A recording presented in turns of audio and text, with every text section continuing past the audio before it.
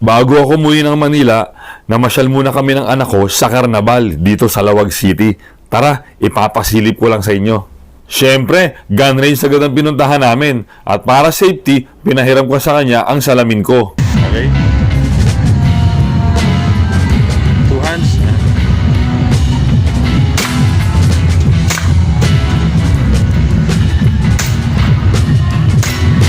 Wow!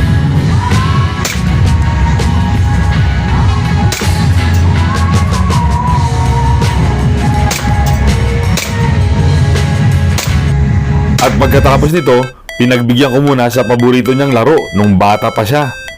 Ang trampoline.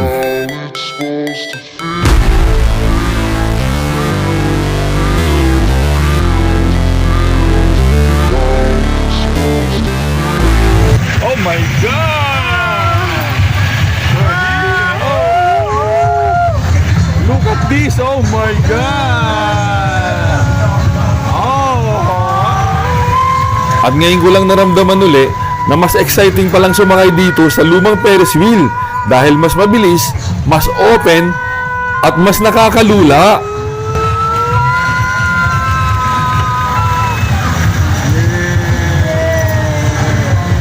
Enjoy? That's the bridge. Oh my God!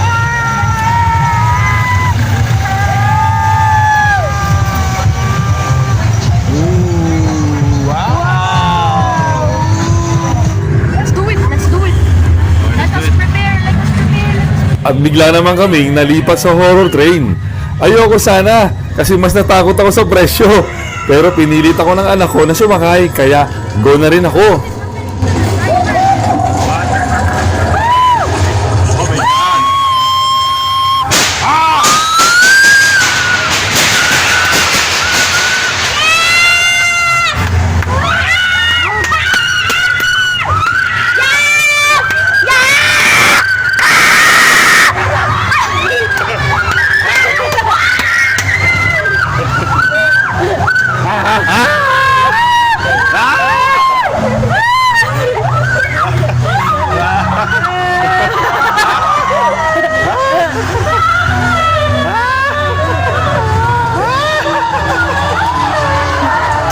Oh, that's it? Oh my God!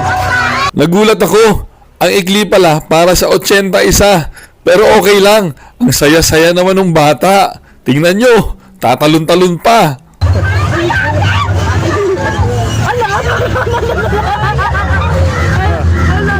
Another shit. Another shit. Another zombie.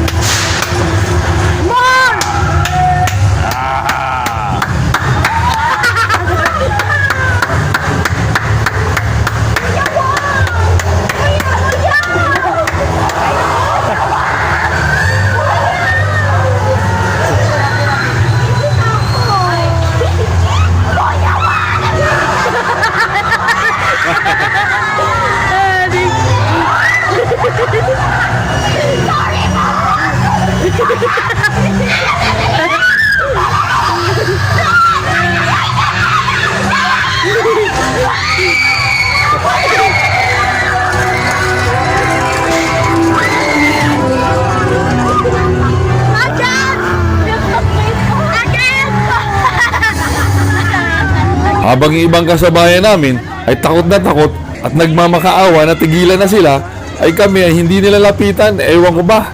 Natatakot yata sa hiwa-hiwalay kong ipin.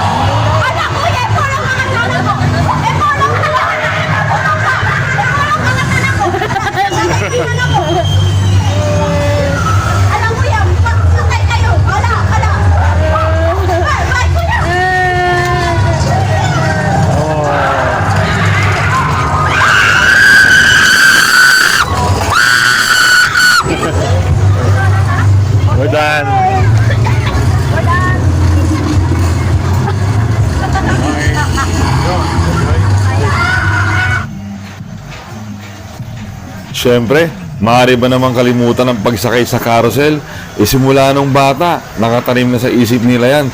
Kilala na nila yan. Kaya kahit magtanda niyan, hindi na nila palalampasin ang pagsakay dito. Enjoy lang habang bata. Okay, game.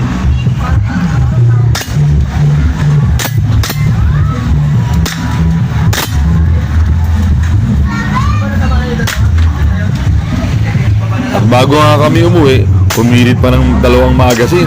Siyempre, pinagbigyan ko na rin kasi ito talagang gusto ng mga bata. Baril-barilan.